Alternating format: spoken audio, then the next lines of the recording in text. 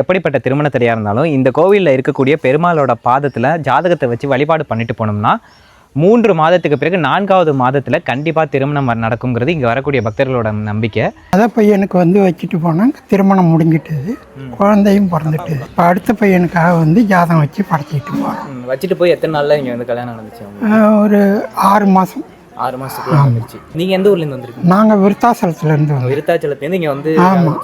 3 புனர்பூச நட்சத்திரத்துக்கு திருமணம் ஆகாதவங்கெல்லாம் ஜாதகத்தை வச்சு அர்ச்சனை பண்ணி நல்லா வேண்டிக்கிட்டாங்கன்னா 4வது வாரம் கண்டிப்பாக 4வது மாதத்தில் அவங்களுக்கு திருமணம் நிறைவேறுங்கிறது இங்கே அது மாதிரி கண்கூடாக நடக்குது. இந்த ஜாதகத்தை எப்போ வச்சு வழிபாடு பண்ணணும்னு பார்த்தீங்கன்னா மாதத்தில் ஒரு முறை வரக்கூடிய புனர்பூச நட்சத்திரத்தை அப்போ இந்த பெருமாளோட பாதத்தில் வச்சு வழிபாடு பண்ணிட்டு போகிறாங்க. இந்த கோவில் எங்கே இருக்குதுன்னு பார்த்தீங்கன்னா ஏரகரம் முருகர் கோவிலுக்கு பக்கத்திலேயே அமைந்திருக்கக்கூடிய பூமி நீலா சமேத ஸ்ரீ நயன பரிபூர்ண பெருமாள் கோவில். ஒரு காலத்தில் இந்த கோவில் பெரிய கோவிலாக இருந்ததும் காலப்போக்கில் இந்த கோவில் அழிந்து இந்த இடத்துல பெருமாள் பிரதிஷ்டை பண்ணி வழிபாடு பண்ணியிருக்காங்க.